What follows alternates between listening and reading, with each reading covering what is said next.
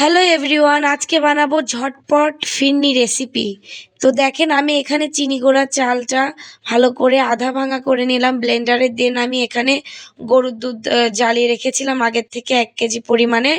আমি গরুর দুধের মধ্যে ওই আপনার চালের গুঁড়োর মিশ্রণটা মিশিয়ে গোটা গরম মশলা, দারচিনি, এলাচ সব দিয়ে তারপরে একটু 50% সেদ্ধ হয়ে গেলে চালটা, তারপরে আমি চিনি দিয়ে দিচ্ছি। আপনারা 50% সেদ্ধ হলে তারপরেই চিনিটা অ্যাড করবেন, নাইলে কিন্তু চাল সিদ্ধ হবে না, সিটকি হয়ে থাকবে, আপনার ফিরনিটা হবে না। তারপরে দেখেন, আমি লাস্টে একটু কনডেন্স মিল্ক অ্যাড করতেছি। এটা কিন্তু সিক্রেট, বুঝছেন? আপনারা যদি কনডেন্স মিল্কটা ইউজ করে থাকেন ফিরনিতে, এটা খেতে কিন্তু বেশি মজা লাগবে, একটা ক্রিমি ক্রিমি ভাব পাবেন আপনারা।